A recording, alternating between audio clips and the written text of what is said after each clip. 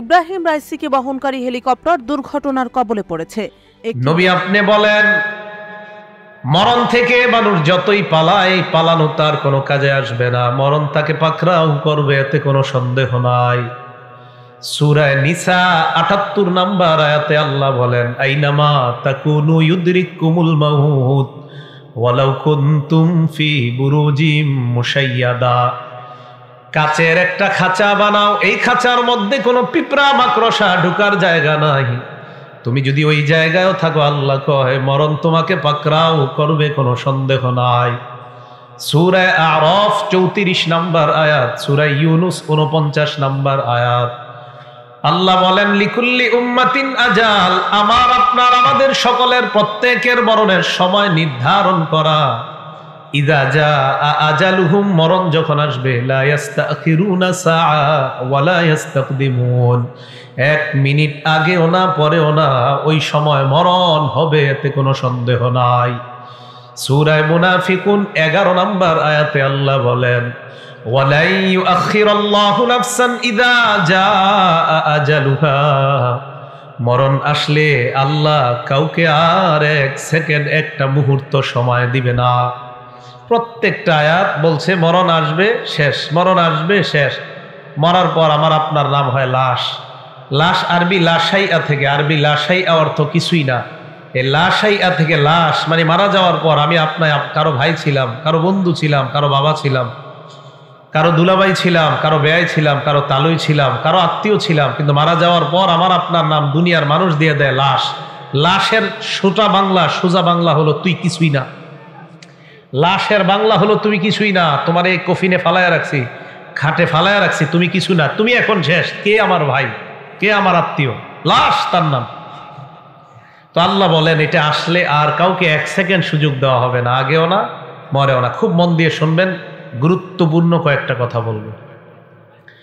মৃত্যুর আগে আমরা যারা মৃত্যুবরণ করব মুসলমান, আমাদের সদা সর্বদা মৃত্যুর কথা স্মরণ করা দরকার। তিরমিজি শরীফের ২৪৫৮ নম্বর হাদিসে রাসূল করিম সাল্লাল্লাহু আলাইহি সাল্লাম বলেন, ওয়া তাতাযাক্কারুল মাউতা ওয়াল বিলা, আমি আপনি আমরা সবসময় এই চিন্তা করা দরকার, মরণ আর মরণের পরে যে আমি আর আপনি পচে যাব, এই বিষয়টা আমাদের চিন্তা করা দরকার। আমি আপনি পচে যাব মরণের পর। আল্লাহ নবীর হাদিস দ্বারা বোঝা যায়, ইমানদার যখন মারা যাবে, মারা যাওয়ার আগে ইমানদারের কিছু ভালো অবস্থা প্রকাশ পায়। যদি তার মরণটা ভালো, তার কপালে লিপিবদ্ধ থাকে, তার কিছু ভালো আলামত প্রকাশ পায়। তিরমিজি শরীফের ২১৪২ নম্বর হাদিসের বর্ণনা, আল্লাহ নবী বলেন, ইযা আরাদাল্লাহু বিআবদিন খায়রা, কোন মানুষের যখন আল্লাহ কল্যাণ চায়, ইস্তামালাহু, তাকে কাজ করার সুযোগ আল্লাহ করে দেয়। আল্লাহ যখন কারো কল্যাণ চায়, আল্লাহ তাকে কাজ করার সুযোগ করে দেয়।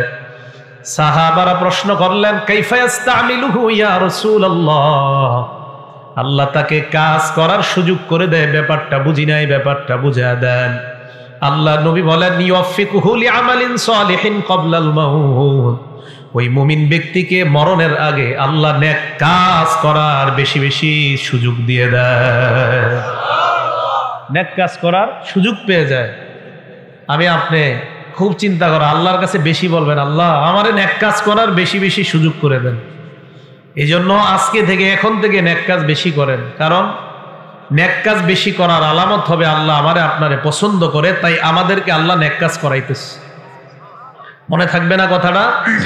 এই জন্য দেখবেন আপনার কাকা, আপনার চাচা, এরা মৃত্যুবরণের কিছুদিন আগে কিছু মুমিন দেখবেন, এরা খালি মসজিদে যায়, বাসায় আসতে চায় না। এশার নামাজ পড়ে আগে আইসা পড়তো আধা ঘন্টার মধ্যে, এখন ১-১.৫ ঘন্টা খুঁজা পান না, গিয়া দেখেন মসজিদে বসে রয়েছে। কিছু ইমানদার দেখবেন মরণের আগে এমন কাহিনী করে, কারোর সাথে কথা বলে না, চুপচাপ থাকে, একদম চুপ হয়ে যায়। বিবি কয় বাজারে যান, উনি মসজিদে গিয়ে বসে থাকে। আরে বাজারে না যাওয়ার কথা, ওহো বাজারে যায়। মানে উনি কেমন যেন দুনিয়া থেকে আলাদা হয়ে যাচ্ছে। এই তৌফিকটা আল্লাহ তারে দিয়ে দেয়, এই সুযোগ আল্লাহ তারে করে দেয়। বুখারী শরীফের ৬৫০৭ নম্বর হাদিস, বুখারী শরীফের ৬৫০৭ নম্বর হাদিস, ক্বালা রাসূলুল্লাহ সাল্লাল্লাহু আলাইহি ওয়াসাল্লাম, আল্লাহ নবী বলেন, মান আহাব্বা লিকা আল্লাহ, কোন ব্যক্তি যখন আল্লাহর সাক্ষাৎ পছন্দ করে। আল্লাহর সাক্ষাৎ পছন্দ কারা কারা করি আমরা? আল্লাহ নবী বলেন, আহাব্বাল্লাহু লিকাহু, তোমরা যদি আল্লাহর সাক্ষাৎ পছন্দ করো, আল্লাহ তোমাদের সাক্ষাৎ পছন্দ করে নেয়। নবী বলেন, আল্লাহ যদি কোন ইমানদারের সাক্ষাৎ পছন্দ করে নেয়, কিভাবে বুঝবেন? আমার আপনার যে আল্লাহ সাক্ষাৎ পছন্দ করে, এটা আপনি কিভাবে বুঝবেন? ভালো করে শুনেন। এশার নামাজের আজান হয়ে যায়, ফ্যাক্টরির মধ্যে আমি কাজ করতেছি, আমার মন মসজিদের মধ্যে গিয়ে পড়ে থাকে, এর মানে হলো আমি আল্লাহর সাথে সাক্ষাৎ পছন্দ করি। দোকানদার চা দোকানে চা বানায়, আজান হওয়ার পর মনটা মসজিদের সাথে লেগে আছে, কখন যাব জামাত আদায় করব। কোন মুসলমান ঘরে কাজ করে আজান দেয়, ওই মুহূর্তে পেরেশান হয়ে যায়, কখন মসজিদে আসবে আর নামাজ আদায় করবে। এর মানে বোঝা যায় ওই ব্যক্তিটা আল্লাহর সাক্ষাৎ পছন্দ করে। আপনি ভালো আমল খুব বেশি আগ্রহী, বোঝা যায় আপনি আল্লাহর সাক্ষাৎ চান, এই জন্য তো আপনি বেশি নামাজ পড়তে চান। আর যে ব্যক্তি এরকম করবে, তো বুঝবেন আল্লাহ তার সাক্ষাৎকে আল্লাহ পছন্দ করে। নবীজি এবার কি বলে দেখেন, ওয়ামান কারিহা লিকা আল্লাহ, কেউ যদি আল্লাহর সাক্ষাৎ অপছন্দ করে, কারিহাল্লাহু লিকা, আল্লাহ তার সাক্ষাৎ অপছন্দ করে। সুদ খায় যে মানুষটা, বুঝতে হবে আমি আল্লাহর সাথে দেখা করতে চাই না। ঘোষ খায় যে মানুষটা, বুঝতে হবে ওই লোকটা আল্লাহর সাথে দেখা করতে চায় না, পছন্দ করে না। আবার আল্লাহ তার সাক্ষাৎ পছন্দ করে না। সুদখোরের সাথে আবার আমার কিসের সাক্ষাৎ, ঘোষখোরের সাথে কিসের সাক্ষাৎ? নবীর এক বিবি বলে, ইয়া রাসূলুল্লাহ, আপনি হাদিসের ব্যাপারটা আমাদেরকে ব্যাখ্যা করে বুঝায় দেন।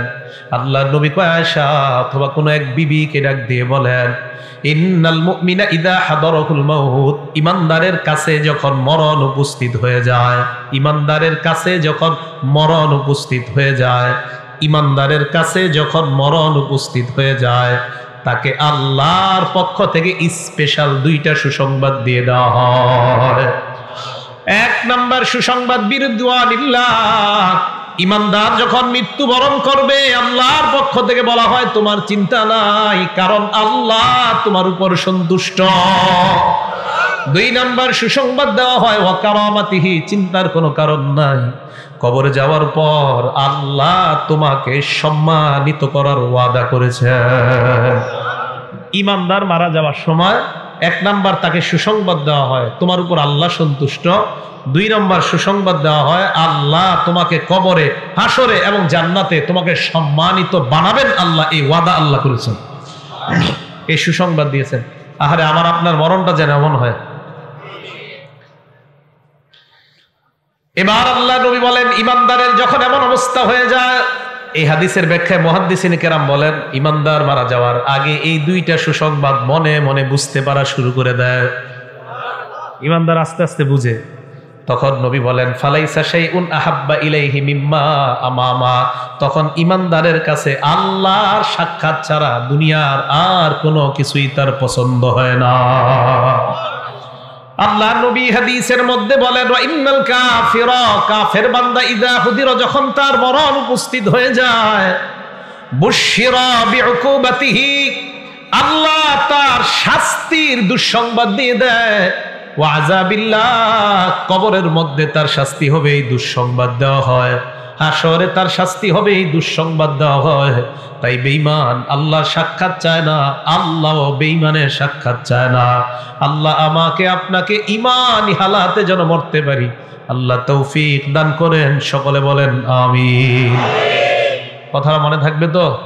আচ্ছা, এবার মন দিয়ে শোনেন। 15টা ভালো মৃত্যুর আলামত বলবো। কয়টা? খুব মন দিয়ে শুনবেন। 15টা ভালো মৃত্যুর আলামত বলবো। আজকে থেকে আল্লাহর কাছে বলবেন, আল্লাহ আমারে কোনো একটা আপনি দিয়ে দেন, ঠিক না? 15টা। 1 নাম্বার, আবু দাউদ শরীফের হাদিস, 3116 নাম্বার হাদিস, 3116 নাম্বার হাদিস আবু দাউদের। ক্বালা রাসূলুল্লাহ সাল্লাল্লাহু আলাইহি ওয়াসাল্লাম, আল্লাহর নবী বলেন, মান কানা আখিরু কালামিহি লা ইলাহা ইল্লাল্লাহ দাখালাল জান্নাহ, কোন ব্যক্তি যখন লা ইলাহা ইল্লাল্লাহ বলতে বলতে মারা যায়, এটা ভালো মৃত্যুর আলামত। মরার পর তার ঠিকানা আল্লাহর জান্নাত। মনে থাকবে তো? আল্লাহ আমার সামনে যারা, আমি সহ আমার মা বোন যারা শুনতেছে, আমাদের সকলকে আপনি মরণের সময় কালিমা নসিব করে দিয়েন। এক নাম্বার, কালিমা আল্লাহ নসিব করে দেন। 2 নাম্বারটা মন দিয়ে শোনেন, কপাল ঘামায়া যাবে। ইমানদারের একটা আলামত এটাও, মৃত্যুর সময় ইমানদারের কপাল ঘামায়া যাবে। সুবহানাল্লাহ। কপাল। নাসাই শরীফের 1828 নম্বর হাদিস, ক্বালা রাসূলুল্লাহ সাল্লাল্লাহু আলাইহি ওয়াসাল্লাম, মাউতুল মুমিনি বিআরাকিল জাবিন, ইমানদার মারা যাওয়ার সময় যদি দেখো তার কপাল ঘামায়া যায়, বুঝবা তার মরণটা বড় সুন্দর। মনে থাকবে? আবার কপাল না ঘামাইলে তারা জাহান্নামী মনে করেন না, মানে এটা একটা আলামত। কপাল ঘামিয়ে যাওয়া এটা ভালো মৃত্যুর একটা লক্ষণ। এটা হলো 2 নাম্বার। 3 নাম্বার, জুমার দিন অথবা জুমার রাত্রে যদি কোনো ইমানদার মারা যায়, জুমার দিন অথবা জুমার রাতে, জুমার দিন অথবা জুমার রাতে, তিরমিজি শরীফের 1074 নম্বর হাদিস, তিরমিজি শরীফের 1074 নম্বর হাদিস, ক্বালা রাসূলুল্লাহ সাল্লাল্লাহু আলাইহি ওয়াসাল্লাম, আল্লাহর নবী বলেন, মা মিন মুসলিমিন ইয়ামুতু ইয়াউমাল জুমআতি আও লাইলাতাল জুমআ, কোন মুসলমান যদি বৃহস্পতিবার রাত, বুঝেন, বৃহস্পতিবার রাত সূর্য ডুবার পর থেকে, বৃহস্পতিবার সূর্যটা ডুবে যাওয়ার পর থেকে জুমার রাত শুরু হয়ে যায়, বৃহস্পতিবার সূর্যটা ডুবার পর থেকে জুমার রাত শুরু হয়ে যায়। আল্লাহর নবী বলেন, এই জুমার রাত যদি কোনো মুসলমান মারা যায়, অথবা পরের দিন সূর্য ডুবার আগে যদি কোনো মুসলমান মারা যায়, আল্লাহর নবী বলেন, এই মুসলমান ইল্লা বুকিয়া ফিতনাতাল কবর, আশা করা যায় কবরের আযাব থেকে আল্লাহ তাকে হেফাজত করবেন। কবরের আযাব থেকে আল্লাহ আমাদেরকে আপনি জুমার রাত বা জুমার দিনে ইমানি হালাতে কালিমা পড়তে পড়তে সেজদা অবস্থায় মৃত্যু দিয়েন। এ হলো 3 নাম্বার। 4 নাম্বার, আল্লাহ রাস্তায় শহীদ যারা হয়, সুবহানাল্লাহ। মুসলিম শরীফের হাদিস 4835 নাম্বার হাদিস। মুসলিম শরীফের হাদিসের নাম্বারগুলো তখন মিলবে যদি হাদিস সংখ্যা হয় 7453, মোট হাদিস হবে। ক্বালা রাসূলুল্লাহ সাল্লাল্লাহু আলাইহি ওয়াসাল্লাম, আল্লাহর নবী বলেন, মা তাউদ্দুনা শাহীদা ফীকুম, এ আমার সাহাবারা, তোমরা শহীদ কাকে বলো? সাহাবারা জবাব দিলেন, ইয়া রাসূলুল্লাহ, মান কুতিলা ফি সাবিলিল্লাহ, আল্লাহর রাস্তায় যে নিহত হয় তাকেই আমরা শহীদ বলি। আল্লাহর নবী কয়, ইন্না শুহাদা উম্মতি ইযাল লাকালিল, শুধুমাত্র আল্লাহর রাস্তায় শহীদ হইলে যদি শহীদ বলা হয়, তাহলে তো আমার উম্মতের শহীদের সংখ্যা বেশি হবে না। নবীজি বলেন, আমার কয় উম্মত আছে যারা মাঠে গিয়া শহীদ হতে পারবে?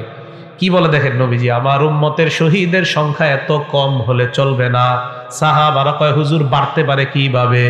আল্লাহর নবী কয়, হ্যাঁ, তোমরা মনে রাখবা, মান কুতিলা ফি সাবিলিল্লাহ ফাহুয়া শাহীদ, যেই ব্যক্তি আল্লাহর রাস্তায় শহীদ হয়, নিহত হয়, সেও শহীদ। নবী বলেন, ওয়ামান মাতা ফি সাবিলিল্লাহ, আল্লাহর রাস্তায় বের হইয়া রাস্তার মধ্যে যদি কেউ মারা যায়, আল্লাহ তাকেও শাহাদাতের মর্যাদা দিয়ে দেয়। ওয়ামান মাতা ফিত তাউন, আমার কোন ইমানদার উম্মত যদি মহামারীতে মারা যায়, প্লেগ রোগে মারা যায়, মহামারী করোনা ওমিক্রনে যদি আমার কোন ইমানদার উম্মত ইমান নিয়ে মারা যায়, আল্লাহর নবী বলেন, ফাহুয়া শাহীদ, আমার ওই উম্মতকেও আল্লাহ শাহাদাতের মর্যাদা দিয়ে দেয়।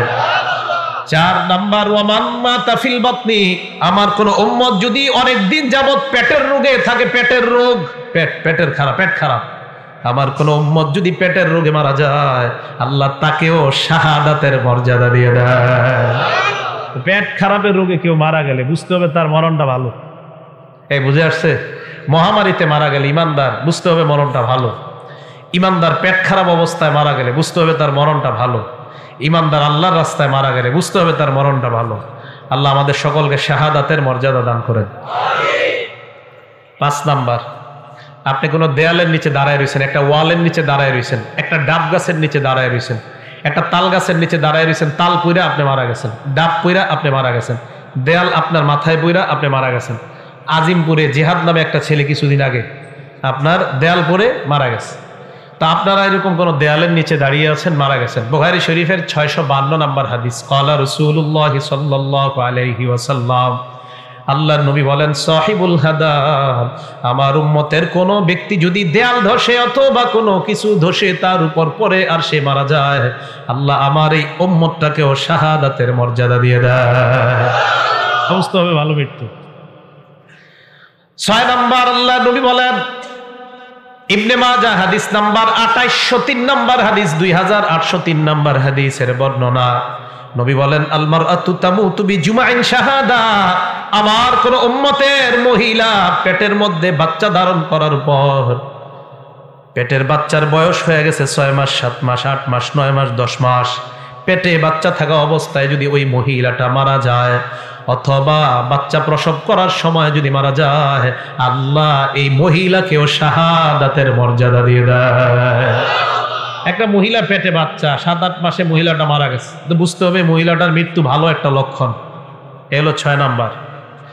7 নাম্বার নাসাই শরীফের 1846 নাম্বার হাদিস, নবীজি বলেন সাহিবু জাতিল জামবি শহীদ, আমার কোন উম্মতের যদি বিষ ফোড়া হয়, সুবহানাল্লাহ, কি ফোড়া? বিষের জ্বালায় টিকতে পারতেছে না, বিষ ফোড়া এত পরিমাণ হয়, অপারেশন হয়, আবার বিষ ফোড়া হয়, আবার অপারেশন, আবার বিষ ফোড়া, বারবার বিষ ফোড়া। এই বিষ ফোড়ার বিষের আঘাতে আমার উম্মত যদি মারা যায়, আল্লাহর নবী কয় আমার এই উম্মতকেও আল্লাহ শাহাদাতের মর্যাদা দিয়ে দেয়। বিষ ফোড়া, এই কথা মনে থাকবে আপনাদের। 8 নাম্বার, এটাও নাসাই শরীফের 1846 নাম্বার হাদিস। قال رسول الله صلى الله عليه وسلم صاحب الحرق شهيد, আমার কোন উম্মত যদি আগুনে জ্বলে মারা যায়, ঝালকাঠির লঞ্চের মধ্যে আমার যতগুলা উম্মত আগুনের মধ্যে পুড়ে মারা গিয়েছে, আমার ওই উম্মতকেও আল্লাহ শাহাদাতের মর্যাদা দিয়ে দেয়। সাহিবুল হরক শহীদ, আগুনে পুড়ে মারা গেলে আমার উম্মত এও শহীদ। আবার ইচ্ছা করে আগুনে জাপ দেন না কিন্তু, তাহলে আত্মহত্যা। হ্যাঁ, বুঝে আসছে তো? এলো 8 নাম্বার। 9 নাম্বার বুখারী শরীফের 2840 নাম্বার হাদিস, এটা মন দিয়ে শুনেন। আপনার ঘরে ডাকাত ঢুকছে, ডাকাত চোর ঢুকছে। قال رسول الله صلى الله عليه وسلم মান কুতিলা দুনা মালিহি ফাহুয়া শহীদ, আমার কোন উম্মত সম্পদ রক্ষা করতে গিয়ে যদি মারা যায়, নিহত হয়ে যায়, সম্পদ রক্ষা করতে গিয়ে আমার উম্মত যদি নিহত হয়, ঘরের মধ্যে চোর ঢুকছে, এই চোরকে প্রতিহত করতে গিয়ে ছুরির আঘাতে যদি আমার উম্মত মারা যায়, আল্লাহর নবী কয় ফাহুয়া শহীদ, আমার ওই উম্মতকেও আল্লাহ শাহাদাতের মর্যাদা দিয়ে দেয়। সম্পদ রক্ষা করতে গেছেন আপনি, আপনার মেরে ফেলছে, আপনি শহীদ হয়ে যাবেন। 9 নাম্বার। তাহলে এই মৃত্যু যদি হয় বুঝতে হবে ভালো মৃত্যু। 10 নাম্বার, এই 10 নাম্বার হাদিসটা নাসাই শরীফের হাদিস, হাদিস নাম্বার 4095, নাসাই শরীফের 4095 নাম্বার হাদিস। قال رسول الله صلى الله عليه وسلم, আল্লাহর নবী বলেন মান কুতিলা দুনা আহলিহি ফাহুয়া শহীদ, আমার কোন উম্মত যদি পরিবার রক্ষা করতে গিয়ে মারা যায়, সন্তান রক্ষা করতে গিয়ে, বিবি রক্ষা করতে গিয়ে, ছেলে রক্ষা করতে গিয়ে যদি মারা যায়, আল্লাহর নবী কয় আমার ওই উম্মতকেও আল্লাহ শাহাদাতের মর্যাদা দিয়ে দেয়। 11 নাম্বার, এটাও নাসাইর 4095 নাম্বার হাদিসের বর্ণনা।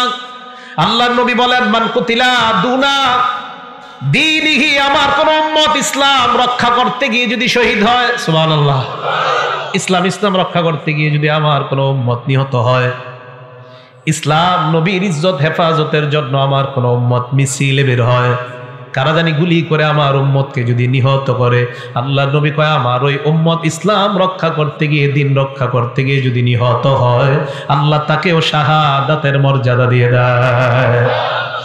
12 নাম্বার, এটাও নাসাইর 4095 নাম্বার হাদিসের বর্ণনা।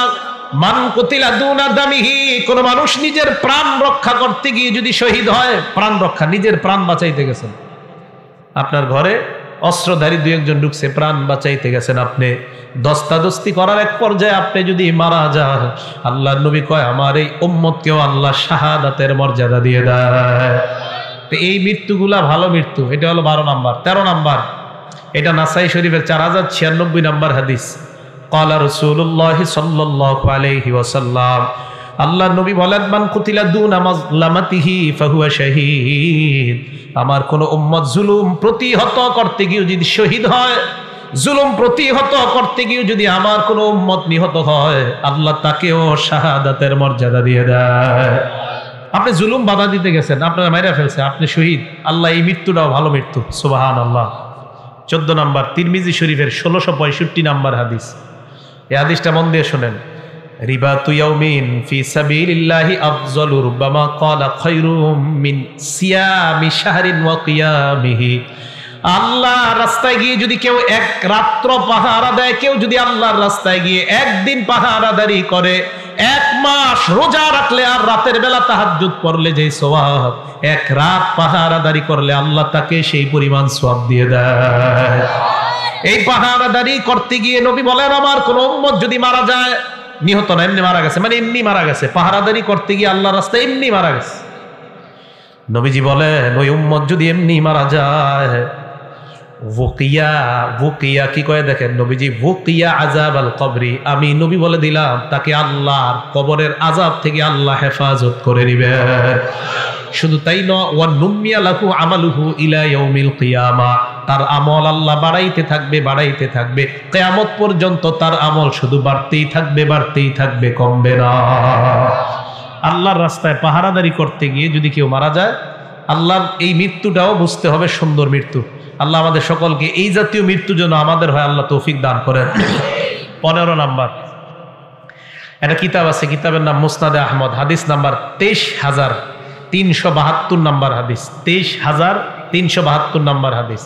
ক্বালা রাসূলুল্লাহ সাল্লাল্লাহু আলাইহি ওয়াসাল্লাম, আল্লাহ নবী বলেন, মান তাসাদ্দাকা বিসাদাকা খুতিমা লাহু বিহা দাখালাল জান্নাহ। কোন মানুষ সদকা করছে, দান করেছে, সদকা করার একটু পর যদি মারা যায়, বুঝতে হবে এই মানুষটা একটু আগে ভালো কাজ করছে আর এখন মারা গেছে, আল্লাহর নবী কয় আমি ঘোষণা দিয়ে দিলাম লোকটা জান্নাতি। আপনি সদকা করছেন, একটু পরে মারা গেছেন, তো নবীজি বলেন সে ভালো কাজ করছে শেষের দিকে, তার মানে শেষে একটা সদকা, এর দ্বারা প্রমাণ হয় তার শেষের আমলটা ভালো। খুতিমা লাহু বিহা দাখালাল জান্নাহ, আল্লাহ তাকে জান্নাত প্রবেশ করাবেন। এবার নবীজি বলেন, ওমান সামা ইবতিগা ওয়াজহিল্লাহ, কেউ নফল রোজা রাখছেন, আল্লাহরে খুশি করার জন্য নফল রোজা রাখছেন, এই মুহূর্তে যদি আপনার মৃত্যু হয়ে যায়, আপনার মারা যায়, আল্লাহ পাক রব্বুল আলামিন আপনার এই ব্যক্তিটাও যদি মারা যায়, এই যে শেষে ভালো আমল, আল্লাহ তাকেও জান্নাত দান করবেন। তাহলে 15টা ভালো মৃত্যুর লক্ষণ বললাম। আল্লাহ আমাদের সকলকে যেন ভালো আমল করে, নেক আমল করে আমরা মৃত্যু বরণ করতে পারি, আল্লাহ তৌফিক দান করেন। তো বলতেছিলাম, আল্লাহ বলেন তোমরা মৃত্যু থেকে পালিয়ে বেড়াও, এই মৃত্যু তোমাদেরকে পাকড়াও করবে, এই মৃত্যু তোমাদেরকে ধরবে।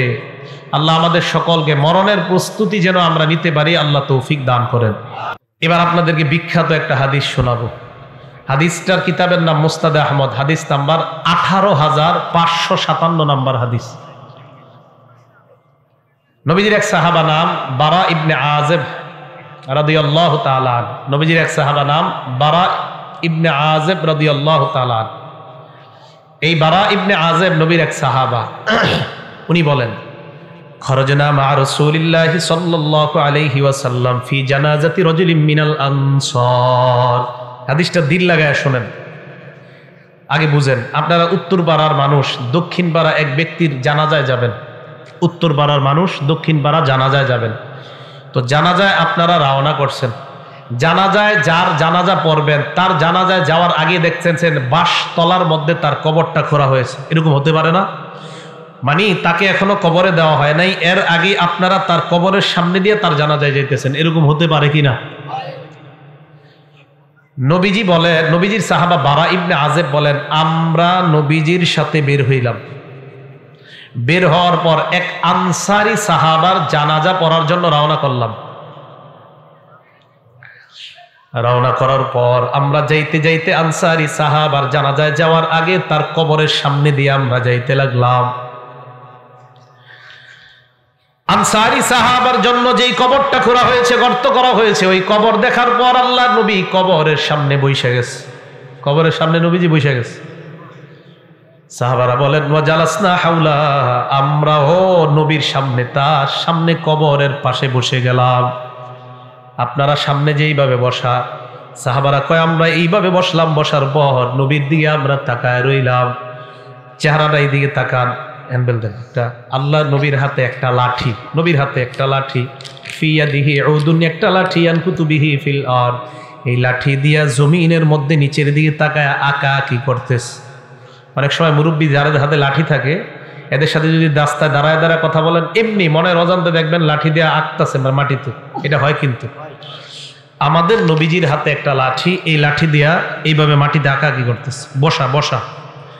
সাহাবারা বলেন আমরা এমন ধীরস্থির ভাবে বসা, কান্না আলা রুউসিনা আত-তায়র, আমাদের মাথার উপরে যদি পাখিও বসে আমরা টের পাবো না, এমন সুন্দরভাবে বসে রয়েছে, চুপচাপ বসা।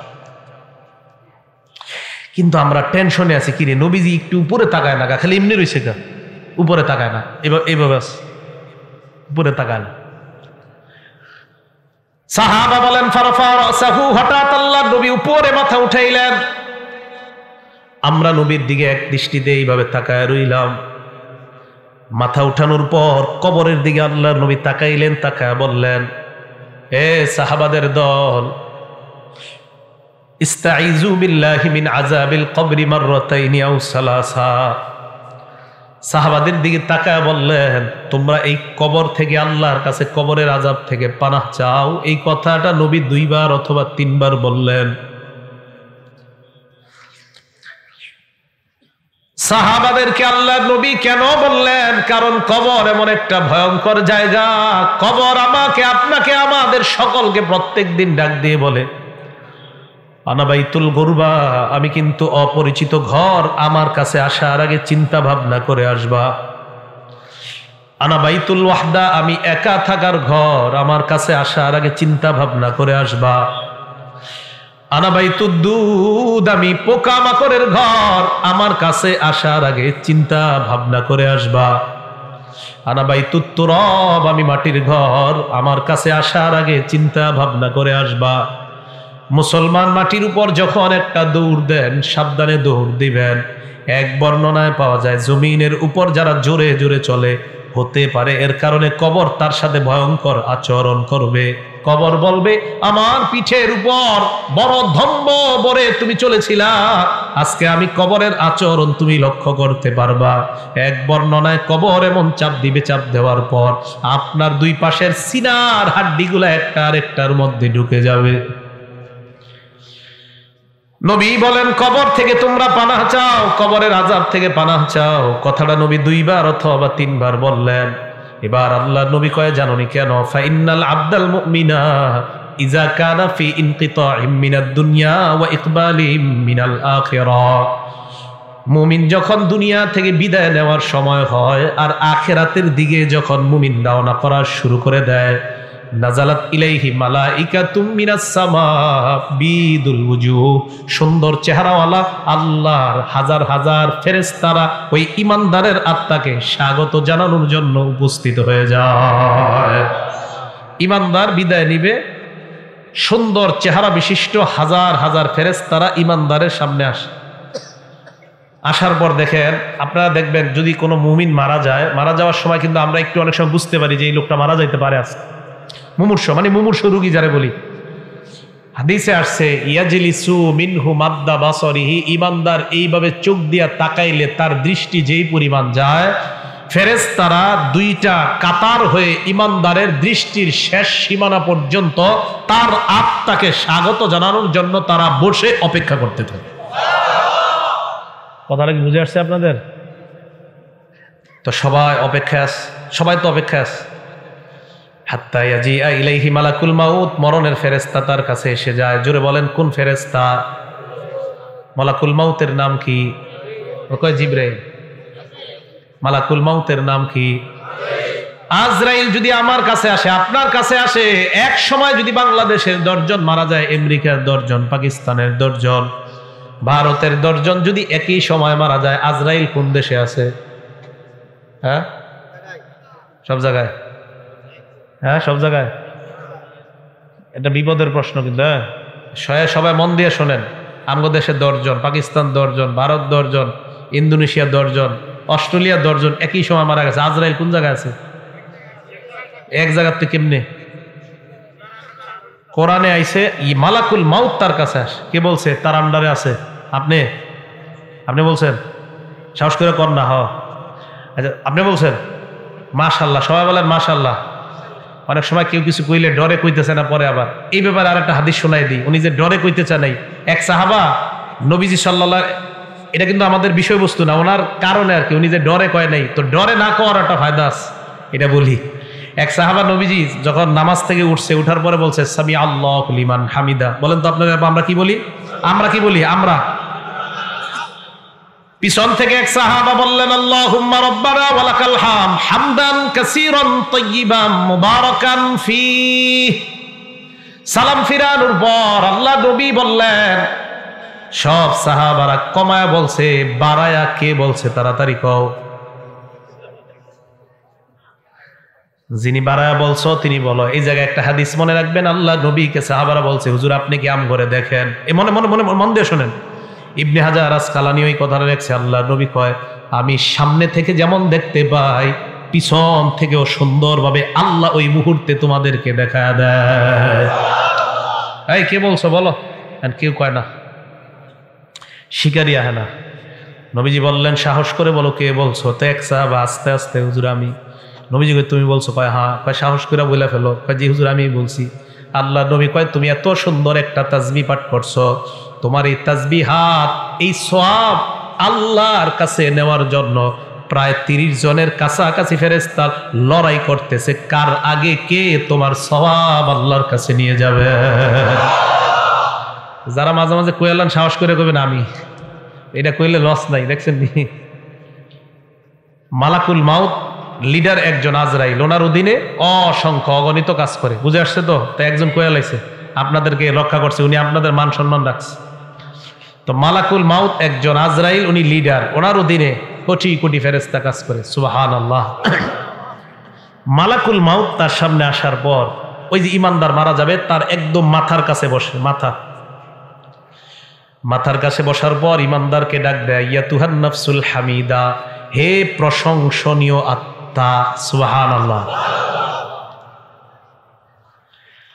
উখরুজি, তুমি বের হও, ইলা রব্বিন রাদিন আনকি গায়রি গদবান, তুমি এমন রবের দিকে বের হও যে রব তোমার উপর সন্তুষ্ট, তিনি তোমার উপর অসন্তুষ্ট না। তাড়াতাড়ি তুমি বের হও। হাদিসে আসছে ইলা রব্বিন রাদিন আনকি গায়রি গদবান ওয়া মাগফিরাতিম মিনাল্লাহ। ওই নফসটাকে মালাকুল মাউত বের করতে করতে কয় সুসংবাদ নিয়ে নাও, আল্লাহ তোমার জিন্দেগীর সব গুনাহগুলো মাফ করে দিয়েছে। আসো আসো। ইমানদারের আত্মাটা যখন বের করার পর মালাকুল মাউত আত্মাটা তার হাতের মধ্যে চোখের পলক পরিমাণও রাখতে পারে না। মালাকুল মাউত চায় আত্মাটা, ইমানদারের আত্মাটা আমি কারো কাছে দিব না, কিন্তু ইমানদারের সামনে হাজার হাজার ফেরেশতারা কয় আত্মা আমাদের কাছে দিয়ে দেন। আহারে ইমানদারের আত্মা নিয়ে কারাকারি লেগে যায়, কে ইমানদারের আত্মাটা নিবে এই নিয়ে কারাকারি লেগে যায়। বালিশে আজকে মাথাটা লাগায় চিন্তা করেন, আমার আপনার আত্মা এইভাবে হয় কি হয় না, চিন্তার বিষয়। ইমানদারের আত্মা সামনের ফেরেশতারা কয় আমাদের কাছে দিয়ে দেন। হাদিসের মধ্যে আসছে ফেরেশতাদের কাছে দুইটা জিনিস আছে। এক নাম্বার মাহুম কাফরুম মিন আকফানিল জান্নাহ, জান্নাতের কাফনের কাফর বিছায়া কয় ও মালাকুল মাউত, ইমানদারের আত্মাটা এই জান্নাতের কাফনের কাপড়ের মধ্যে দিয়ে দেন। জান্নাতের কাফনের কাপড়। মুসনাদে আহমদ হাদিস নাম্বার 18,557 নম্বর হাদিস। আবু দাউদ হাদিসটা সংক্ষেপে আসছে। এই হাদিসের মান সহিহ, সহিহুল জামেও আসছে। নাসিরউদ্দিন আলবানী যে কিতাব লেখছে ওখানেও আসছে। তাদের আহলে হাদিস ভাইরাও এই হাদিস নিতে পারেন, টেনশনের কিছু নেই। তো রাসূল করিম সাল্লাল্লাহু আলাইহি ওয়াসাল্লাম বলেন মালাকুল মাউত যারা সামনে যে ফেরেশতারা হাজার হাজার, তারা জান্নাতের কাফনের কাপড়টা বিছায় কয় আত্মাটা এই জায়গায় দাও। দেখেন কি কয়, আত্মা ওই কাফনের মধ্যে দেওয়ার পর হানুতুম মিন হানুতিল জান্নাহ, জান্নাতের সুগন্ধি লাগায় দেয়। সুবহানাল্লাহ। সুগন্ধি লাগায় ইমানদারের আত্মাটা এইভাবে পেঁচায়। পেঁচানোর পর আত্মা নিয়ে যখন ফেরেশতারা ফায়াসআদুনা বিহা ইলাস সামা, আল্লাহর আসমানের দিকে তারা রওনা হয়ে যায়। আসমান, প্রথম আসমানের কাছে যাওয়ার আগে অন্যান্য হাজার হাজার ফেরেশতারা যাদের সামনে দিয়ে নিয়ে যায়, হাদিসের মধ্যে আসছে যার সামনে দিয়ে যায় ওই ব্যক্তিরা, ওই ফেরেশতারাই কয়টা কার আত্মা কোথায় নিয়ে যাও। আত্মা বহনকারী ফেরেশতারা কয় ফুলান ইবনু ফুলান, এটা উমকের আত্মা উমক জায়গায় নিয়ে যায়, ভালুকার উমকের আত্মা উমকের সন্তান উমকের আত্মা। এই ফেরেশতারা কয় তোমরা কিভাবে বুঝতে পারলা? কয় আমরা এমন সুন্দর একটা ঘ্রাণ পাইলাম, এত সুন্দর ঘ্রাণ এই দুনিয়ার অন্য কোথাও আমরা পাই না। ইমানদারের আত্মা থেকে এত সুন্দর ঘ্রাণ বের হয়। আত্মা কোথায় নিয়ে যাও? কয় আসমানে নিয়ে যাই। প্রথম আসমানের কাছে যাওয়ার পর আসমানের দরজা খুলে দেওয়া হয়। প্রথম আসমানের ফেরেশতারা, হাদিসের মধ্যে আল্লাহ নবী বলেন যত ফেরেশতাদের সামনে দিয়ে আত্মাটা যায় প্রত্যেক ফেরেশতা স্বাগত জানাইতে জানাইতে আত্মা উপরের দিকে পাঠায় দেয়। 2 নাম্বার আসমান, 3 নাম্বার আসমান, এইভাবে 7 আসমানের উপর আত্মা যখন চলে যায়, আল্লাহ পাক রব্বুল আলামিন বলে ফেরেশতাদের দল এবার থাম, আর আত্মা উপরে উঠানোর কোনো প্রয়োজন নাই। আল্লাহ তখন বলে উকতুবু কিতাব আব্দি ফি ইল্লিয়িন, আমার বান্দার আমলনামা ইল্লিয়িনের মধ্যে তোমরা লিপিবদ্ধ করে দাও। ইল্লিয়িন একটা সুন্দর জগতের নাম। আমার বান্দার আমলনামা এই জগতের মধ্যে তোমরা লিপিবদ্ধ করে আমার বান্দাকে জান্নাতি ঘোষণা দিয়ে দাও। ইল্লিয়িনের মধ্যে আমলনামা দেওয়ার পর ভালো করে শুনবেন, ইমানদারের আত্মা 7 আসমানের উপর, আমরা দেহটাকে বাসতলায় নিয়ে দাফন করতেছি, ঠিক না? আমরা জানাজা দিলাম, জানাজা দেওয়ার পর যখন আত্মাটা আমরা নিয়ে যাই, দেহটা এক বর্ণনায় আসছে ইমানদারের দেহ কবরে নেওয়া পর্যন্ত হাজার হাজার ফেরেশতারা কবর পর্যন্ত তাকে স্বাগত জানাইতে জানাইতে কবরের কাছে নিয়ে যায়। ইমানদারের আত্মা আমরা দাফন করলাম, দেহ দাফন করলাম, আত্মা আসমানের উপর। আল্লাহ পাক রব্বুল আলামিন বলে ফেরেশতাদের দল আমার বান্দার আত্মাটা কবরের মধ্যে তার দেহের মধ্যে ঢুকিয়ে দাও। ইমানদারের দেহের মধ্যে আত্মা ঢুকিয়ে দেওয়ার পর ফায়াতিয়ানিহি মালাকান, 2 জন ফেরেশতা ইমানদারের কাছে উপস্থিত হয়ে যায়। উপস্থিত হওয়ার পর ফায়ুজিলিসানিহি, তারে বসায়, বসানোর পর ফায়াস আলানিহি, তাকে প্রশ্ন করে 1 নাম্বার মার রব্বুকা, তোমার রবকে জবাব দাও। ওই বান্দা জবাব দেয় রব্বি আল্লাহ, চিল্লায় বলেন আমাদের রব কে? এই কথার উপর অটল থাকতে হবে, কিন্তু এই কথার উপর কি থাকতে হবে? অটল কেন থাকতে হবে? সূরা হামিম আস-সাজদা 24 নাম্বার পারা 19 নাম্বার পৃষ্ঠা, সূরা হামিম আস-সাজদা আয়াত নাম্বার 30। এই সূরাটাকে সূরা ফুসসিলাত বলা হয়। আল্লাহ বলেন ইন্নাল্লাযীনা ক্বালু রাব্বুনাল্লাহ, নিশ্চয়ই যারা বলে আমাদের রব আল্লাহ, নিশ্চয়ই যারা বলে আমাদের রব আল্লাহ, সুম্মাস্তাকামু, এই কথার উপর অটল থাকে। জোরে বলেন কি থাকে? আওয়াজ দিয়ে বলেন আমাদের রব কে? আল্লাহ। রূহের জগতে আল্লাহ আমাকে আপনাকে আমাদেরকে প্রশ্ন করছে আলাস্তু বিরাব্বিকুম, আমি কি তোমাদের রব না? কাফের বেঈমান নবী ওলি সবার আত্মা জবাব দিয়ে বলছে আল্লাহ আপনি আমাদের রব। বেঈমানরাও বলছে আপনি আমাদের রব, ইমানদাররাও বলছে আপনি আমাদের রব, নবী ওলি ওলামায়ে কেরাম সাধারণরাও বলছে আপনি আমাদের রব। এবার আসেন, আল্লাহ বলছে আমি কি তোমাদের রব না? এই কথার অর্থ হলো 6টা। জোরে বলেন কয়টা? 1 নাম্বার, আমি কি তোমার ব্যক্তি জীবনের রব না? 2 নাম্বার, আমি কি তোমার পারিবারিক জীবনের রব না? 3 নাম্বার, আমি কি তোমার সামাজিক জীবনের রব না? 4 নাম্বার, আমি কি তোমার অর্থনৈতিক জীবনের রব না? 5 নাম্বার, আমি কি তোমার রাষ্ট্রীয় জীবনের রব না? 6 নাম্বার, আমি কি তোমার আন্তর্জাতিক জীবনের রব না? 1 নাম্বার, আমি তোমার ব্যক্তি জীবনের রব কিনা? আমি বলছি আল্লাহ আপনি আমার ব্যক্তি জীবনের রব। তাহলে ব্যক্তি জীবনে তুমি নামাজ কায়েম যদি করো, হক ভাবে চলো, তাহলে ব্যক্তি জীবনে আমাকে তুমি রক্ষা করলা। তুমি তোমার পারিবারিক জীবনে আমাকে রব মানেছো কিনা? হ্যাঁ মাবুদ, আপনাকে আমি পারিবারিক জীবনে রব মানলাম। তোমার বিবি বেপরদায় চলে কেন? মাবুদ, আমি আমার বিবিকে বেপরদায় চালাই না, বিবি উল্টা পাল্টা নিজের থেকেই চলে, তাহলে সমস্যা নাই। আর যদি বলেন বিবি আমার আশকারায় পর্দা করে না, আল্লাহ বলবেন তাহলে তুমি পারিবারিক জীবনে আমাকে রব মানো নাই। আপনি আপনার বিবিকে নামাজি বানাইতে পারেন না, আপনার ছেলেকে নামাজ পড়তে বলেন না, মেয়েকে নামাজ পড়তে বলেন না, তার মানে পারিবারিক জীবনে আল্লাহর রব মানেন নাই। 3 নাম্বার, সামাজিক জীবনে রব। সমাজের কয়টা মানুষরে দাওয়াত দিছেন? নামাজের দাওয়াত দিছেন কয়টা? সৌদি আরবের হুজুরে আর খুঁজা ফতুয়া পায় না, তাবলিগওয়ালা করে বিরুদ্ধে ফতুয়া দিচ্ছে। তাস খেলা, জুয়া খেলা, মদ বার হয়। সৌদি আরবে হালাল জুয়াখানা খুলছে। কি জুয়াখানা? নাম দিছে হালাল জুয়াখানা। তাস খেলা হয়, মদ হয়, জুয়া হয়। আর আমাদের দেশে রিয়ালখোর হুজুররা কয় খুব ভালো কাজ করেছে, অথচ টাস খেলা, জুয়া খেলা, গানের বিরুদ্ধে কথা কয় না। বুঝতে হবে রিয়ালখোর হুজুর যারা, এইগুলারে সময়ে সময়ে চেনা যায় এরা আসলে হুজুর না, এরা ইসলামের লেবাসদারি মুনাফিক মার্কা শয়তান। সৌদি আরব আর কিছু খুঁজা পায় না, ফতুয়া দিয়ে দিল তাবলিগওয়ালারা ঠিক না, মায়েরা মানুষের পায়ে ধরে ধরে মসজিদে আনে, এরা ঠিক না। কি ঠিক? টাস খেলা ঠিক, জুয়া খেলা ঠিক। সৌদি আরবের এই সমস্ত ফতুয়া গণার টাইম নেই আমাদের, এদের গণার টাইমই নেই। আপনারা চিন্তা করেন না, আমাদের দেশে ওলামায়ে কেরাম এমন আছে যারা ওই দেশে আলেমদেরকে গণাই ধরে না, বসতে বলেন এদেরকে গণাই পাত্তাই দেয় না, এইগুলা গণার মধ্যেই নেই।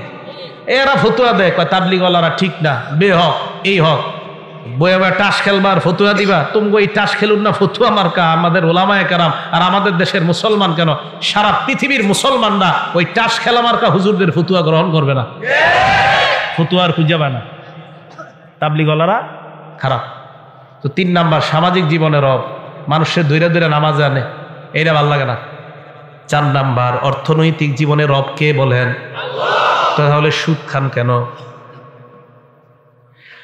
অর্থনৈতিক জীবনে যদি রব হয় আল্লাহ, তাহলে সুদের কারবার কেন করো? 5 নাম্বার রাষ্ট্রীয় জীবনে রব কে বলেন? তাহলে রাষ্ট্রীয়ভাবে ইসলামের কোন মিছিল ডাক দিলে যাওয়ার জন্য সবাই রাজি আছেন কিনা? আন্তর্জাতিক জীবনে রব কে বলেন? আন্তর্জাতিকভাবে যদি আল্লাহ বা নবী অথবা ইসলামকে অপমান করা হয়, বাংলাদেশের মুসলমানরা মুসলমান হিসাবে আমরা প্রতিবাদ সর্বস্তরে জানাইতে রাজি আছি না? না, এটাই হবে 6 জীবনে রব মানা। মনে থাকবে তো? তো আল্লাহরে বলছি আল্লাহ আপনি আমাদের রব। এবার আসেন সূরা হামিম আস-সাজদা 30 নম্বর আয়াতে, নিশ্চয়ই যারা বলে আমাদের রব কে, কয় জীবনে, এই তো মাশাআল্লাহ বলেন, নিশ্চয়ই যারা বলে আমাদের রব কে, কয় জীবনে। কবরের মধ্যে প্রশ্ন করবে তোমার রব কে, ওই ব্যক্তি জবাব দিবে আমার রব হলেন আল্লাহ। 2 নাম্বার ওমা দীনুকা, তোমার ধর্ম কি, জবাব দিবে দীনিয়াল ইসলাম, আমার ধর্ম হলো ইসলাম। 3 নাম্বার প্রশ্ন করবে ওয়ামান হাদার রাজুলুল্লাযী বুইসা ফীকুম, এই মানুষটাকে চেনো যাকে তোমাদের মাঝে প্রেরণ করা হয়েছে, জবাব দিবে হাজা নবিয়ুনা মুহাম্মাদুন সাল্লাল্লাহু আলাইহি ওয়াসাল্লাম, উনি আমাদের নবী মুহাম্মদ সাল্লাল্লাহু আলাইহি ওয়াসাল্লাম। এই প্রশ্নের 3টা জবাব দেওয়ার পর ফেরেশতারা বলবে কিভাবে তুমি এই প্রশ্নের জবাব জানতে পারলা? ওই ব্যক্তি জবাব দিবে ক্বারাতু কিতাবাল্লাহ, দুনিয়ার মধ্যে আল্লাহর কালাম পড়েছিলাম, না পড়লে পারলেও উলামায়ে কেরামের কাছে গিয়েছিলাম, মাহফিলে তাফসীরে গিয়েছিলাম, উলামাদের সোহবতে থাইকা প্রশ্ন 3টার উত্তর আমরা জেনে নিয়েছি আল্লাহ। ও ফেরেশতারা, এইভাবে দুনিয়ার মধ্য থেকে প্রশ্ন 3টা যাই না কবরের মধ্যে আসলাম। ফেরেশতাদের সাথে ওই বান্দার কথোপকথনের পর্যায়ে আল্লাহ ডাক দিয়ে বলবে এ ফেরেশতারা থাম, সুবহানাল্লাহ, থাম থাম, আন সাদাকা আবদি, আর প্রশ্ন করার দরকার নাই, আমার বান্দা যা বলছে আমি আল্লাহ তাকে সত্যায়ন করে দিলাম। হ্যাঁ, আমি সত্যায়ন করে দিছি। আল্লাহ সত্যায়ন করলে আর কিছু লাগবে? এবার দেখেন সত্যায়ন করার পর আল্লাহ কি কয় দেখেন, আহারে আমি আপনি আমরা আমাদের আব্বা আমাদের দাদা মারা গেলে, হ্যাঁ আমি আমার আব্বারে দাফন করছি, মনে আছে ডিসেম্বরের 5 তারিখ 9টা বাজে, ডিসেম্বরের 4 তারিখ মারা গেছে, 5 তারিখ 9টার দিকে দাফন করছি। কবরে নাইমা মাটিটা আমি হাত দিয়ে ওই দিন দেখছিলাম, প্রচন্ড ঠান্ডা দেখছিলাম, অনেক ঠান্ডা, অনেক ঠান্ডা। তখন মনে হয়েছিল যে দুনিয়াতে মা বাবা সন্তানরে কত সুখ শান্তিতে রাখা যায়। শীতকালে একটা সন্তান কষ্ট পাবে, কোনো বাবা চায় না, মা চায় না, অথচ আমি আপনি আমরা আমাদের বাবাকে 3টা পাতলা কাপড়ে ওই প্রচন্ড ঠান্ডা মাটির নিচে রেখে আসি। আমি আপনি আজকে মারা গেলে আমার আপনার সাথে এলাকাবাসী এটাই করবে, এটাই চূড়ান্ত সত্য কথা।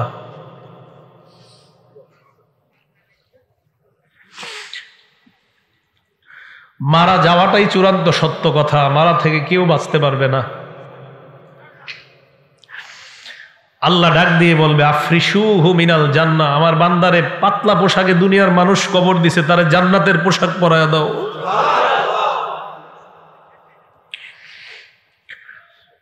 কে জানে আমার আপনার নসিবে এই পোশাক আছে কিনা।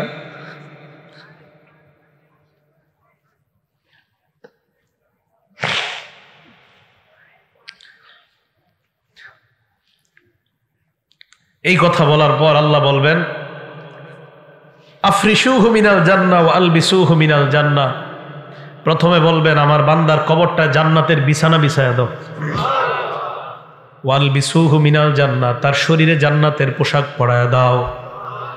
এরপর বলবে ওয়াফতাহু লাহু বাবান ইলাল জান্নাহ, তার কবর থেকে জান্নাত পর্যন্ত একটা দরজা খুলে দাও, কবর থেকে যেন জান্নাতের নিয়ামতগুলা দেখতে পায়। জান্নাতের দরজা খুলে দেওয়ার পর বান্দা তাকায় দেখবে জান্নাতের হুররা নাচানাচি করতেছে। ওই বান্দার মন চাইবে হুর স্পর্শ করার জন্য। আল্লাহ বলবে নামকানাউ মাতিল আরুস, বান্দা তুমি থামো, বাসর রাতের দুলার নেই তুমি ঘুমিয়ে যাও। লা ইউকিজুহু ইল্লা আহাব্বা আহলিহি, বাসর রাতে ফজরের আজান হয়ে গেলে তোমার প্রিয়তমা ছাড়া তোমাকে অন্য কেউ জাগ্রত করার মতো ঘরে কেউ থাকে না। কবরের মধ্যে তুমি আসছো, এই জায়গায় তোমার প্রিয়তমা নাই। ইমানদার, আমি আল্লাহ তোর প্রিয়তম হয়ে গেলাম। কিয়ামতের মাঠে আমি তোকে উঠাবো। ঘুমা তুই ঘুমা, এখনো জান্নাতে যাওয়ার সময় হয়নি, কবরে থাকো। তোমার তো কবর থেকে জান্নাতের নিয়ামত উপভোগ করার সুযোগ দিয়েছি, থামো। আরেক বর্ণনায় আসছে ফায়ুফসাহু লাহু কবরুহু, তার কবরটা বিশাল প্রশস্ত করে দেওয়া হবে। মাদ্দা বাসরিহি, তার দৃষ্টি যতটুকু যায় এই পরিমাণ প্রশস্ত করে দেওয়া হবে। প্রিয় ভাইয়ারা, জামির দিয়ার ভাইয়ারা, আমার আপনার কবরটা, আমার আপনার মৃত্যুটা, আমার আপনার কবরটা যেন এমন কবরই হয়। আমি আপনাদের জন্য দোয়া করবো, আপনারা আমার জন্য দোয়া করবেন। কে মারা যায় এটা নিশ্চিত বলা যায় না আমি জান্নাতি, নিশ্চিত বলা যায় না আপনি জান্নাতি, নিশ্চিত বলা যায় না আমি জাহান্নামী, নিশ্চিত না আপনি জাহান্নামী। কত কিছু ভাবেন যে কত বড় হুজুর সামনে বসছে, কিন্তু আমি যদি জান্নাতি না হই কি লাভ হবে বলেন আমার এই সার্টিফিকেটের। এই জন্য মরণের চিন্তাটা খুব বেশি করা দরকার। আল্লাহ আমাদের সকলকে তৌফিক দান করেন। ওই বান্দাকে কবরের মধ্যে রাখার পর হঠাৎ ওই বান্দা যখন কবরে থাকবে, এক বর্ণনা আসছে বান্দা দেখবে তার কবরে সুন্দর একটা মানুষ। হ্যাঁ, এই তুমি কে? বলবে আনা আমালুকা সলি, আমি তোমার নেক আমল, আমি নেক আমল। নবীজি এই কথা মনে আসেনি, নবীজি এই হাদিস বৈশা শোনাইতেছে কোথায় বুঝলে গেছে? হ্যাঁ, হাদিস শেষ হয় নাই কিন্তু এখনো, কবরের সামনে বসে এই হাদিস শোনাইতেছে। এবার সাহাবাদেরকে বললেন ওয়া ইন্নাল আবদাল ফাজিরা, পাপাচার বান্দার মরণের যখন সময় হয়ে যায়,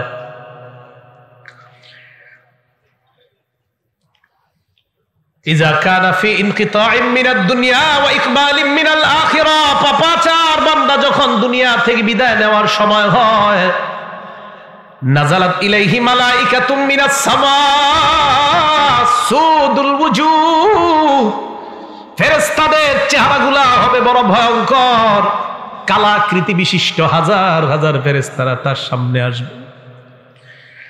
ইমানদারের মতো তার চোখের দৃষ্টি যতটুকু যায়, ওই ফেরেশতারাও সালার একটা বস্তা নিয়ে, সালার চটনিয়া তার সামনে আসবে। হাদিসে আসছে মাহুমুল মাসুহ, এইগুলা নিয়ে তার সামনে উপস্থিত হওয়ার পর ওই বান্দার সামনে ইয়াজিয়া ইলাইহি মালাকুল মাউত হাত্তা ইয়াজিয়া ইলাইহি মালাকুল মাউত, মরণের ফেরেশতা আসবে।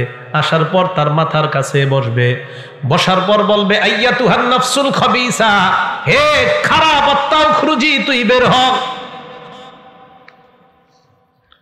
ইমানদারের কথাটা ভুল হয়ে গেছে একটা জায়গায়, একটু ভুল মানে ভুলে একটু জায়গা বলি নাই। ইমানদারের আত্মাটা যখন বের হবে, আমি আপনাদেরকে দৃশ্যটা দেখাই। ইমানদারের আত্মা বের হবে কিভাবে দেখেন, হাদিসে নবীজি দেখাই দিচ্ছে। এই যে এইভাবে তাকান, এদিকে তাকান সবাই, দেখেন পানি পড়তেছে না, এই শেষে ফোঁটাগুলো পড়তেছে না শেষে। নবীজি বলেন তাসিলু কামা তাসিলুল কাতরাতু মিন ফিস সিকা, একটা পাত্রের শেষের দিকের ফোঁটাগুলা যেমন আস্তে আস্তে সুন্দর মতো পড়ে, ইমানদারের আত্মাটা এইভাবে সুন্দর মতো তার থেকে বের করে নেওয়া হয়। হাদিসের এবার আল্লাহ নবী বলেন পাপাচার বান্দার সামনে যখন ফেরেশতা আসবে, আসার পর তাকে বলবে হে খারাপ আত্মা, তুই বের হ। খারাপ আত্মাটা যখন বের হবে, বর্ণনার মধ্যে আসছে লোহা ভিজা রুইয়ের মধ্যে যদি আপনি লোহা ঢুকান, ওই ভিজা রুইগুলা থেকে লোহাটা বের করা অনেক কষ্টকর, ভিজা রুই থেকে লোহাটা বের করা কষ্টকর। অথবা তাকান, আমার আপনার পশমের গোড়ায় গোড়ায় যদি কাঁটা দিয়ে আঘাত করা হয় যেমন কষ্ট হয়, লোহা ওই রুই থেকে তুলা থেকে বের করা যেমন কষ্ট হয়, আরে পাপাচারের আত্মাটা এইভাবে কষ্ট দিতে দিতে তার থেকে বের করা হয়। আল্লাহ আমাদেরকে আপনি সুন্দর মৃত্যু দিয়েন, আল্লাহ আমাদেরকে আপনি সুন্দর মৃত্যু দিয়েন। জুমার দিন নামাজরত অবস্থায় সিজদার মধ্যে আল্লাহ ইমানি হালাতে কপালটা ঘরমুক্ত অবস্থায় যেন আমরা দুনিয়া থেকে বিদায় নিতে পারি, আল্লাহ তৌফিক দান করেন। পাপাচার বান্দার আত্মাটা মালাকুল মাউতের হাতে আসার পর ওই মালাকুল মাউত আত্মাটা নিয়ে রাখার পর সামনের ফেরেশতারা কয়টা তাড়াতাড়ি সালার বস্তায় ঢুকাও, গন্ধে টিকতেছি না।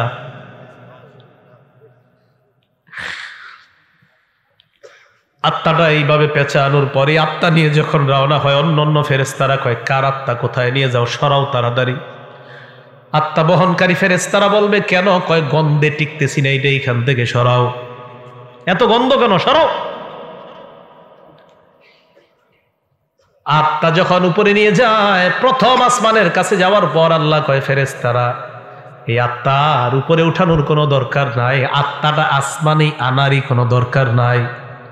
উক্তুবু কিতাব আবদি ফি সিজ্জিন, আমার বান্দার আমল নামা সিজ্জিন নামক জায়গার মধ্যে লিপিবদ্ধ করে দাও। চিল্লায়া বলেন নাউজুবিল্লাহ। আমল নামা ওই জায়গায় লিপিবদ্ধ করে দেওয়ার পর আমরা পাপাচার বান্দার দেহটা কবরের মধ্যে রাখলাম। কবরে রাখার পর আল্লাহ বলেন তার আত্মা কবরে তার দেহের মধ্যে ঢুকিয়ে দাও। কবরে তার দেহের মধ্যে আত্মা ঢুকিয়ে দেওয়ার পর ফায়াতিয়ানিহি মালাকান, দুইজন ভয়ঙ্কর ফেরেশতা আসবে, মাথার চুলগুলা পায়ের মধ্যে পড়বে, দেখতে চোখগুলা মনে হবে ভয়ঙ্কর চোখ বিশিষ্ট ফেরেশতারা এসে বলবে ইউজিলিসানিহি, তাকে বসাবে। ওই বান্দা তাদের দিকে তাকায়, তার অবস্থা খারাপ হয়ে যাবে। প্রশ্ন করবে মার রব্বুকা, তোর রবকে জবাব দে। বান্দা বলবে হা হা লা আদরি, এই প্রশ্নের জবাব আমার জানা নাই। 2 নাম্বার ওয়ামা দিনুকা, তোমার ধর্ম কি, জবাব দাও। বান্দা বলবে হা হা লা আদরি, আমার প্রশ্নের জবাব জানা নাই। 3 নম্বরে বলবে ওয়ামান হাদার রাজুল, এই মানুষটাকে চিনো। ওই বান্দা বলবে হা হা লা আদরি, আমার প্রশ্নের জবাব জানা নাই। এই কথা বলার পর ওই ফেরেশতাদের প্রশ্ন উত্তর পর্ব চলার পর আল্লাহ ডাক দিয়ে বলবে ফেরেশতারা থাম। ইমানদারের সময় কইছে থাম, পাপাচারের সময় বলবে থাম। আনকাযাবা আবদি, আমার বান্দা যা বলতেছে সব মিথ্যা, আমি আল্লাহ তারে মিথ্যাবাদী বললাম, এটা মিথ্যাবাদী, এটা মিথ্যাবাদী, সর তোরা এখান থেকে সর। আলবিসুহু মিনান নার, তার শরীরে জাহান্নামের আগুনের পোশাক পরায়া দে। ওয়াফরিশুহু মিনান নার, তার জব কবরের মধ্যে জাহান্নামের বিছানা বিছায়া দাও। কোরআনে আল্লাহ বলেন লাহুম মিন জাহান্নামা মিহাদ ওয়া মিন ফাওকিহিম গাওয়াশ, নিচে তাকায় দেখবে নিচের বিছানাটা আগুনের বিছানা, উপরে তাকায় দেখবে কবরের ডান্ডা। এই ডান্ডা নিয়ে লোকটাকে একটা জোরে আঘাত করবে। হাদিসে আসছে ইয়াসিহু সাইহা, এমন জোরে একটা চিৎকার মারবে ইয়াসমাউহা কুল্লু শাইইন ইল্লা সাকালাইন, দুনিয়ার জিন ইনসান ছাড়া সবাই তার চিৎকারের আওয়াজ শুনতে পায়।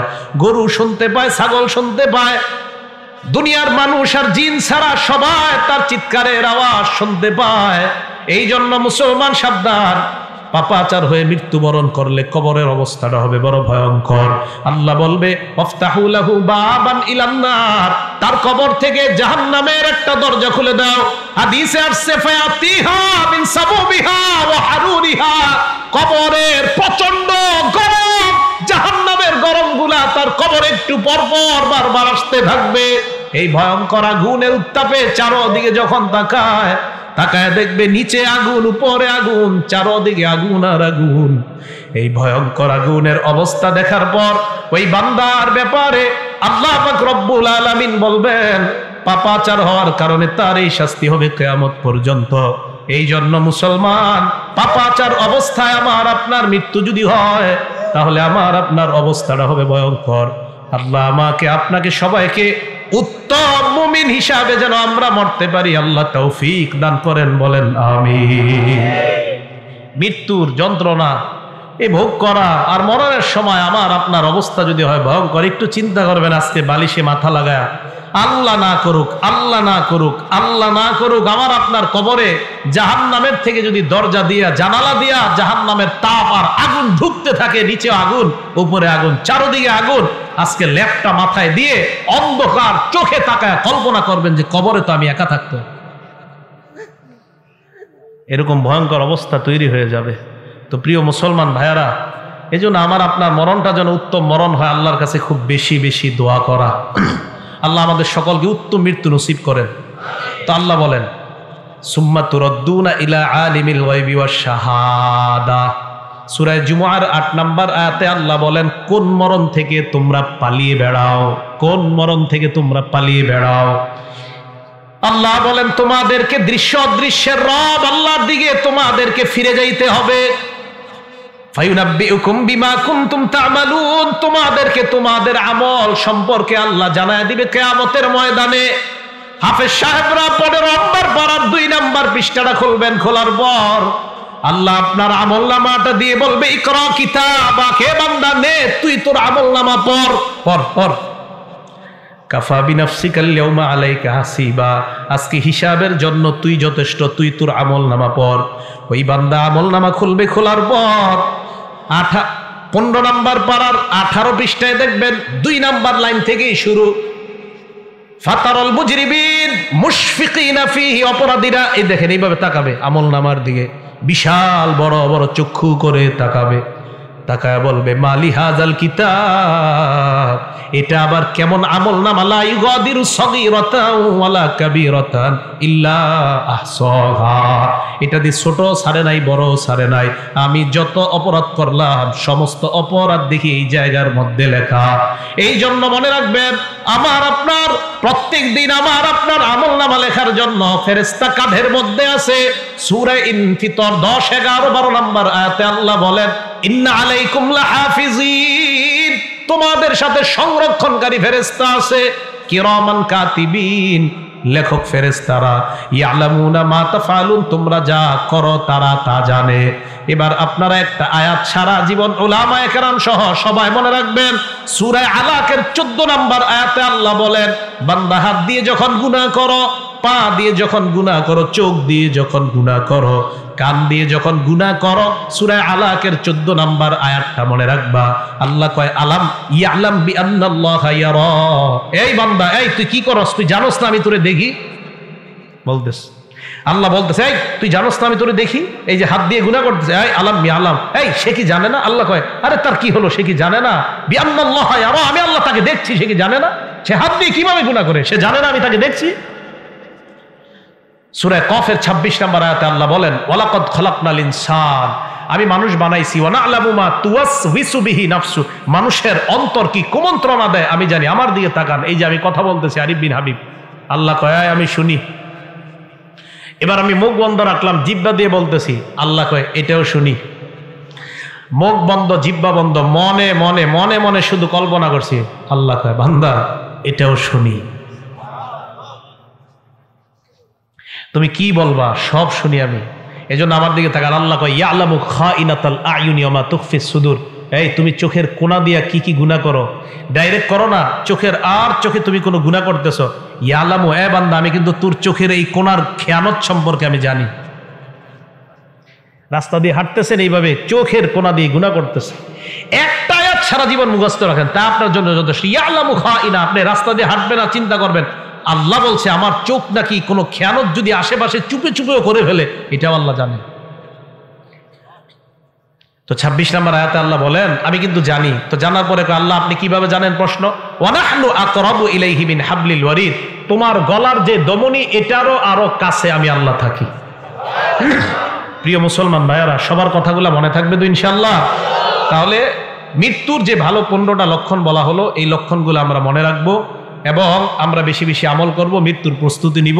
আল্লাহ পাক রব্বুল আলামিন আমাদের সকলকে মৃত্যুর প্রস্তুতি নিয়ে আমরা যেন কবরে যাওয়ার আগে ইমানদার হয়ে মুমিন হয়ে কবরে যাইতে পারি, আল্লাহ তৌফিক দান করেন। আব্দুল্লাহ ইবনে আব্বাস বলেন, বয়ান হবে কম, আমল হবে বেশি, আজকে থেকে বেশি বেশি আমল করার তৌফিক দান করেন। আল্লাহ আমাদের সকলকে জীবনের পিছনের যে গুনাহ খাতাগুলো আমরা করেছি সমস্ত গুনাহগুলো আল্লাহ মাফ করে দেন।